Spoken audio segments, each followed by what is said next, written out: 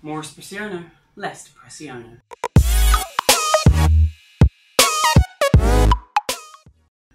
Hello everybody, my name is Robert and this is Review Clue. And in today's episode we've got an unboxing of this. It's a load of Nespresso stuff. So this is for the machine that I bought the other day.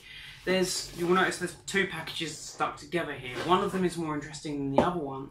But I'm going to unbox them both here and just explain a little bit about them. So without further ado, let's get into it. Okay, so here we are. We're going to start with this top package because I feel like it's the less interesting of the two. So I just pull that bit of tab off. And that, okay. That's cool, that's cool. Right. So I've got 9 recycling bags for the pods. I didn't know you had to buy, they fitted like 200, so I bought 9 of them. So there we go, they were free. And obviously the more interesting thing here is if we turn it onto its side, so it's looking at the camera, I bought a ton of pods. And they all come in these lovely little packets, look, it's very colourful and there's lots there. So I bought 30 of each, I think, 20 or 30 of each. So we've got, hey, and the Caramelio I've only got 10 of, but I've bought 30, 30, 30, 20, 30, 30, 20. So I'm going to try out some of these in a bit, but I think probably what I'm more interested in is looking at this bottom parcel here. So let's just fold that up and get into this bottom one. It might be easier actually if I free the bottom one from its brother. So let's just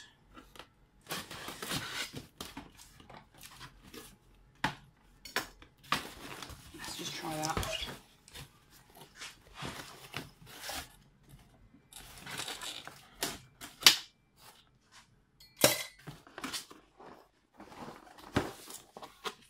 Okay, so here we go. I've freed the bottom one now, and I've noticed I still need the knife. So I'm going to carve in the top here. This one is the milk frother that I got for free because I bought a certain amount of capsules. I bought 200 capsules, so I got this for free.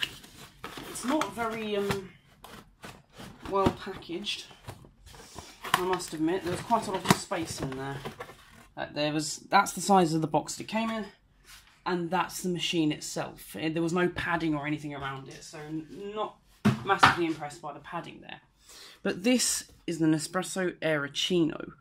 This one lets you make frothy milk drinks, so you can froth the milk hot or cold. So let's go ahead and just open it up and take a look here. So that's the lid, I'm guessing. Yep. So we've got the lovely transparent lid there. Take that out.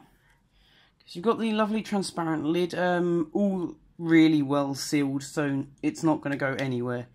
This isn't going to explode milk all over the side, which is always nice, because the last thing you want is a load of milk everywhere.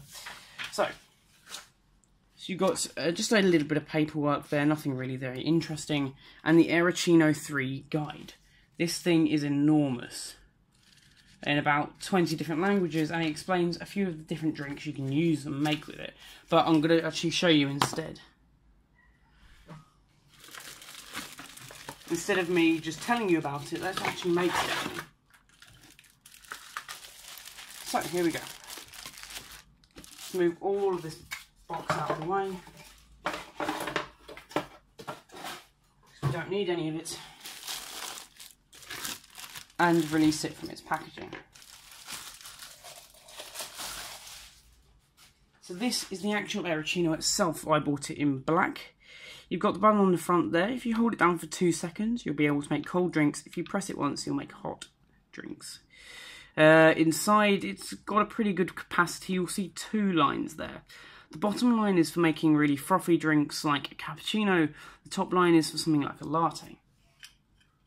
If I pull that out there, this is the actual mechanism that's used to froth the coffee or froth the milk. So you'll notice it's got the spring on the outside here. To make lattes, you're simply going to be taking that spring off. I thought, maybe not. Am I wrong? I'm going to take a look at the instruction manual, but I believed that you actually took that off to froth hot drink. Yes, they are actually a separate piece. You do just have to give it a little bit of force to get it off. I'd be a little bit worried about breaking it, but yeah, there we go.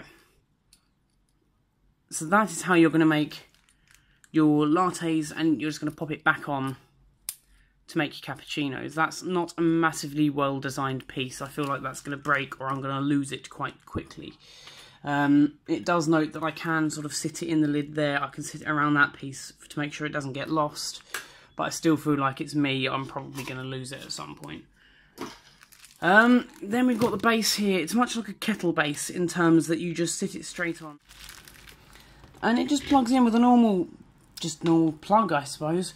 I'm going to go ahead and plug this in and give it a try. We're going to start off with a cold drink just because it's really, really warm today. So let's go ahead and do that now. Okay, so I've gone ahead and chosen which coffee I want, and in this case it is the Caramello. So I'm just going to open up the packet there, drop it into the machine and get the machine all warmed up and ready to go. And actually, I really like this packet. That's a really nice design. So I'm just going to put that back in the box. So that's the pod there that I'm going to be using. So I'm just going to drop it into the machine and put it straight down. So that's in now and that's ready to go. So I'm going to go ahead and grab the cup that I want to use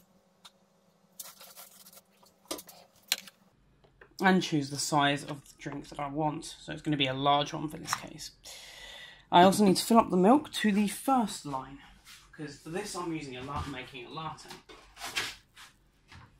Of course, the fattier the milk you use, the better this will work.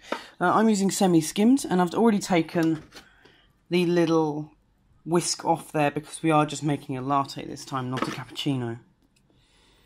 So I'm going to go ahead and fill up the milk to the first line. No, you want for a latte it's the second line. So we're going to go ahead and fill up to the second line there. Sit the lid on. Sit it on the base. So this is ready. We're going to go ahead and start the machine. So that's doing the coffee there, but I'm going to start this in the background as well. Holding for 1, 2 seconds. It's going blue. And you can probably see there that it is slowly frothing the milk. I have to say this coffee smells really good. We're just going to wait until that blue light goes out, and then we're ready to try it.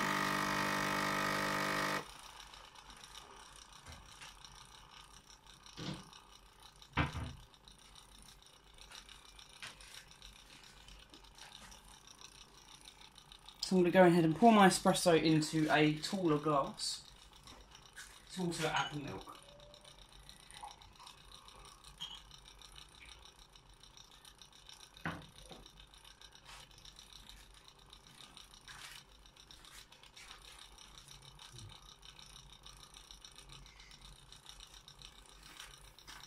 In hindsight, I should have either used a smaller shot or a bigger glass, but we won't go into that now. So we will just wait until this machine is finished with doing what it's doing. I'm not entirely sure how long it will take. I suspect it will take a minute or two, so I might cut this video to when it's ready. Didn't even need to. There we go. It's just finished up there. So let's go ahead and take a look at that. You can actually see that it has foamed quite well. So let's just pour that into the glass here.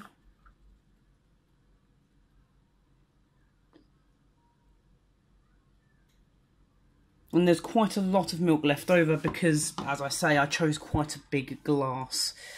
I chose quite a small glass. So that will probably make 2 drinks there. So that's the same process for the hot drinks, but actually that's really quick and easy, and it made a very, very nice froth on that milk. I haven't tried it for cappuccinos yet, but when I do, I will do a follow-up video and let you know. So anyway, guys, this has been my first use of the Aeroccino 3 by Nespresso. Don't forget to like, comment, rate, subscribe, all that good stuff. And I'll see you in the next one.